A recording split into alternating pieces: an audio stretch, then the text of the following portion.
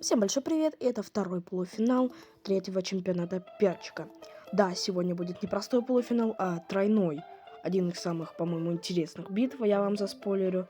Прям, мне как минимум очень понравилось особенно снимать это. И если вы заметили, то качество звука стало немножко лучше, потому что я, озвучиваю не просто в телефон, а в своеобразный микрофон. Ладно, переходим к командам. Сегодня сразятся команды Алинка Хо-Хо под авторством Алинки, Пятиметательный костер под авторством Чевапчичи и Матрас под авторством Литра Пива. Переходим к битве. Приступаем к первой сборке, и это Алинка Хо-Хо против первого раунда на прямой урон. Озвучивать раунды как и команду я не буду, потому что это я делал в прошлых сражениях. А скажу то, что команды прокачались сейчас до 7 уровня, и пока это рассказывал, Киви съели, Фрустбон, это тоже остался один инферный, который не в силах отбиться. Переходим к следующей команде, Пятиметательный костер. Тут очень сильная прокачка.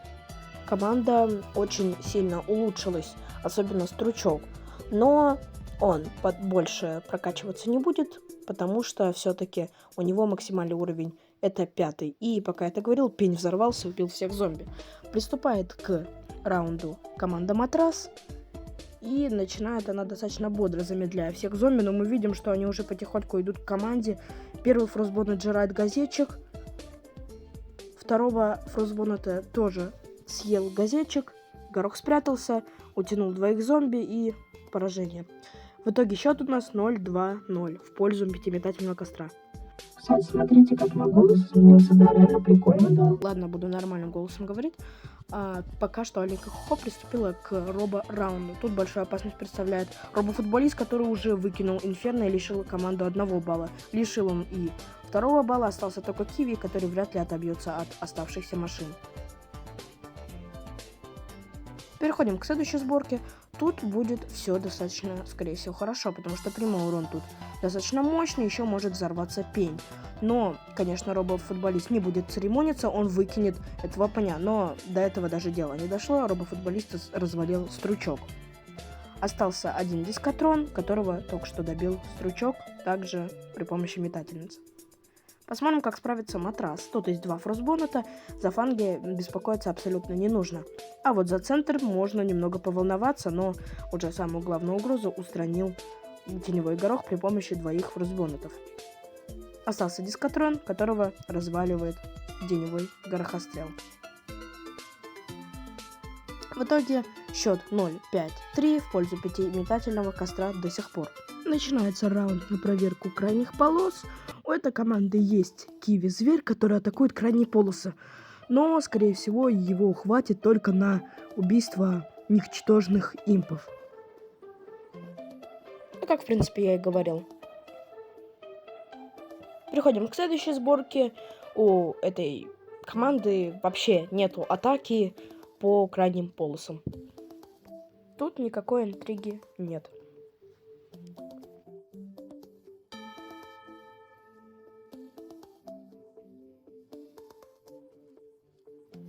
Так же, как и у Матраса, интриги тоже никакой нет. Тут нету ни единого растения, которое атаковало бы по крайним полосам. Да, я тут зачем-то ультанул горохострелом, он отбил импов, но даже так никто из остальных зомби не умрет, даже при второй ульте, и спокойно дойдут до косилок. В итоге счет остается прежним. Переходим к раунду, где за каждый фланг дается по 1,5 балла. Тут как таковой дальней атаки по флангам нет, так что ждем, пока зомби подойдут к Киви, они это уже сделали. И еще и подкачался Фростбонат. Ну и эти 2 растения спокойно справляются с 2 робоконусами. А вот у следующей сборки у пятиметательного костра есть дальняя атака, но нету заморозки, как и 2 растения, которое бьет по флангам. Из этого могут возникнуть проблемы. То, что мы видим, что обычный конус головый умер только сейчас, то робоконусы спокойно дойдут до косилки. А у второй команды есть и 2 фланговика, и заморозка. Мы видели, как один фростбонет при небольшой помощи Киви справился, а тут их целых 2, и один еще и огненный, у которого немного больше урона.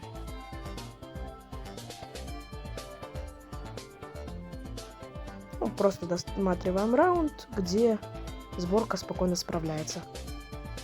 В итоге лидер сменился. Теперь лидер Матрас с 6 баллами, пятиметательный костер 5, а Алинка Хохо 3. Переходим к раунду иммунитетов, и команда начинает достаточно бодро.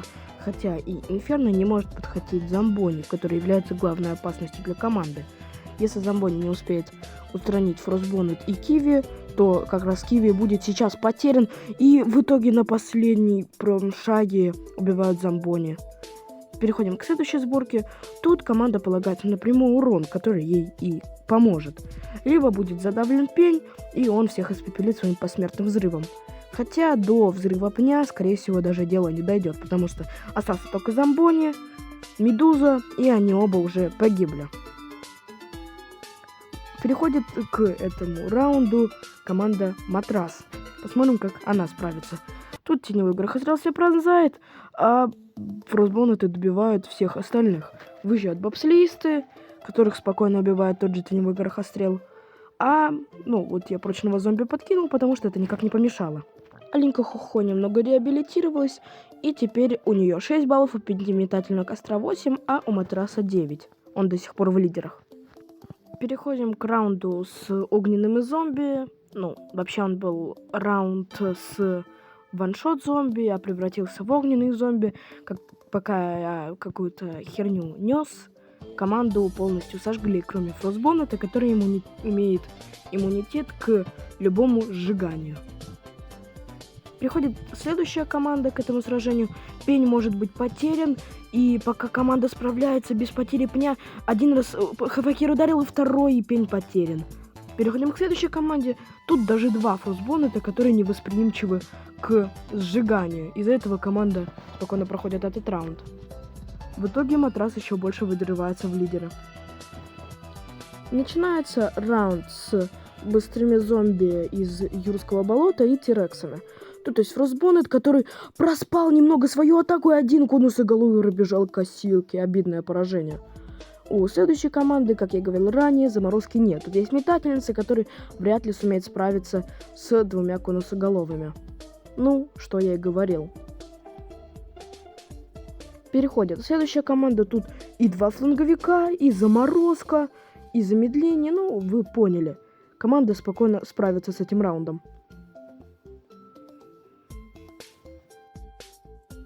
Алинка Хохо с самого начала сражения находится в подвале, а Матрас еще больше упрочил свое лидерство.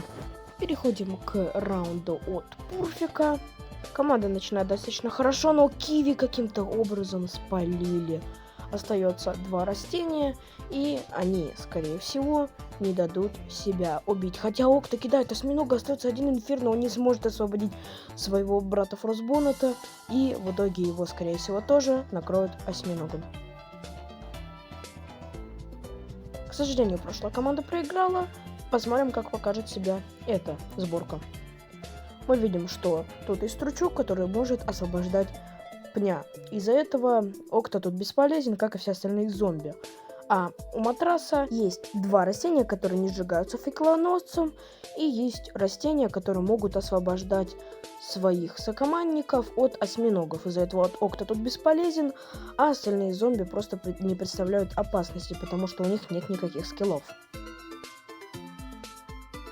Счет вы видите на экране. Честно говоря, битва получается очень хорошей, но мне так лень озвучивать, придется. Ладно, пока я это все говорил, я тут нечаянно перепутал команды, из-за этого первую выставил пятиметательный костер. Она справляется на отлично. А вот у следующей команды с этим раундом никогда не было проблем, но были проблемы с палатками, а тут их теперь вдвое больше. Эта команда справлялась около 3 минут из-за палаток. Просто я помолчу, а вы посмотрите.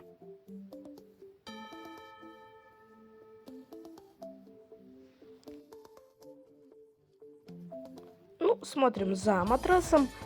Это вообще профильный раунд теневого гороха. Он прошивает сразу всех импов. В итоге почти все зомби уже повержены. Осталось несколько полудохликов, и их тоже убивают. Счет 10, 16 и 21 в пользу Матраса. В раунде с останущими зомби, ледяной ветер и охотники тут не страшны. страшен тут маг и Окта. В итоге маг заколдовывает двух растений сразу. Инферно подхватывает одного из магов, освобождая Фростбоннета. Маг начинает снова колдовать, он заколдовывает обратно Фростбоннета. Инферно, давай! Он успел атаковать, убивает мага! И в итоге все растения освобождены, остался Окта, которого убили.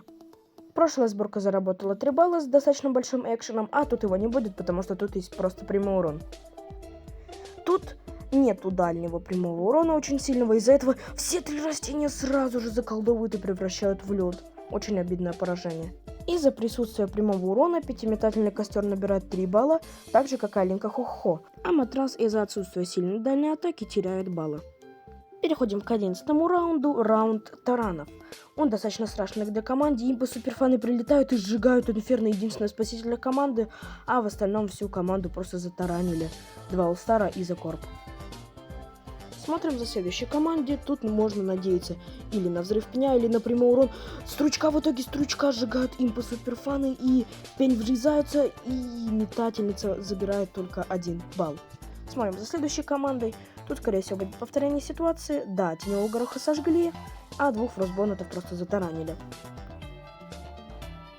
Счет на экране. Алинка Хо до сих пор в подвале, а пятиметательный костер потихоньку догоняет матрас, а Триф составляет всего 1 балл. Предательский раунд, который будет абсолютно прост для этой команды, потому что тут есть Киви, у которого повышенное ХП. Даже при помощи чертополохов шуты никак не смогут отнять балл у команды.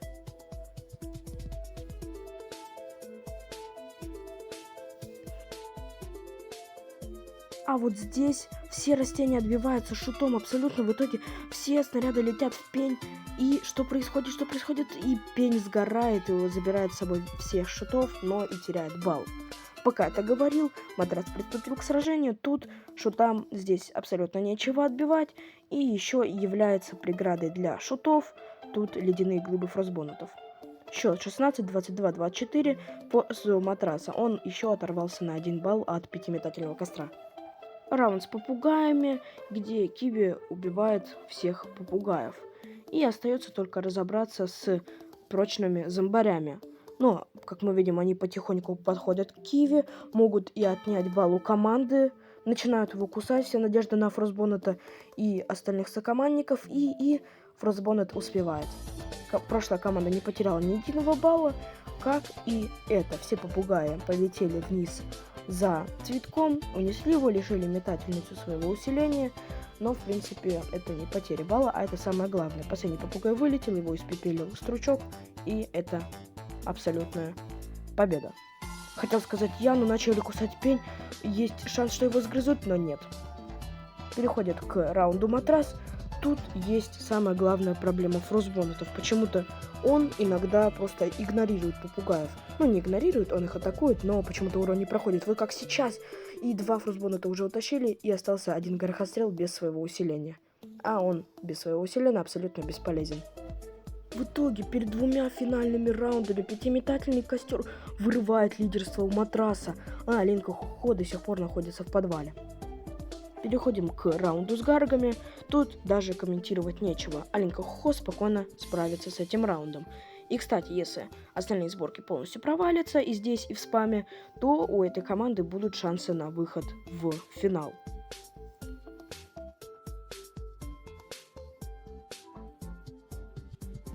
Смотрим, если пятиметательный костер наберет хоть 1 балл, то у Алинки Хо не останется шансов. Но мы видим, что одного гарга уже испепелили, как, в принципе, и второго. Да, Алинка Хо лишилась шансов на выход в финал, но мы теперь смотрим за противоборствующих команд Матрас и пятиметательный костер. Матрасу нужно набирать все 3 очка, что он пока что не может делать, потому что одного Фростбоннета он уже потерял. Есть угроза потерять второго Фростбоннета и еще и теневого горохострела. Смотрим, Гарк подходит, замахивается, убивает Фростбоннета. Остается 1 теневой горохострел, и это поражение. В итоге отрыв 4 балла, и приступаем к спаму. Тут мы смотрим на команду, которая вообще не имеет шансов на выход. Это, мы попрощаемся с командой Алинка Хо-Хо. Она была сильной сборкой, но, к сожалению, не смогла победить.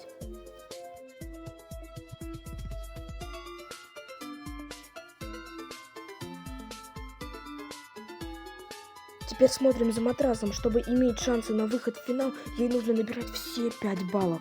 Что пока что она и демонстрирует. Два фростбонета отлично справляются со спамом при помощи замедления теневого горохострела и его бесконечному пронзанию. Мы видим, как головы и руки отлетают у зомби, броня отлетает, и остаются буквально маленькие кучки зомби, и это победа. Теперь, если пятиметательный костер наберет достаточно маленькое количество баллов, он не пройдет в финал. Но это тут интриги абсолютно нет. Тут даже бы один пень справился с этим спамом. К сожалению, матрас тоже вылетает. И мы уже знаем второго финалиста. Это пятиметательный костер. Заранее поздравляю его. И мы сейчас посмотрим на финальный счет. В итоге счет: Алинка Хо 27 баллов, пятиметательный костер 33, а матрас 29. Пятиметательный костер кровью и потом за 3 последних раунда вырвал победу у матраса. Матрас так был близко к финалу, но, к сожалению, выбыл. А Алинка Хо все сражение находилась в подвале. Ладно, не советую вам расстраиваться, те, кто проиграл. В следующих чемпионатах у вас еще будет шанс. А всем остальным я говорю: до новых встреч, до новых битв. Всем пока.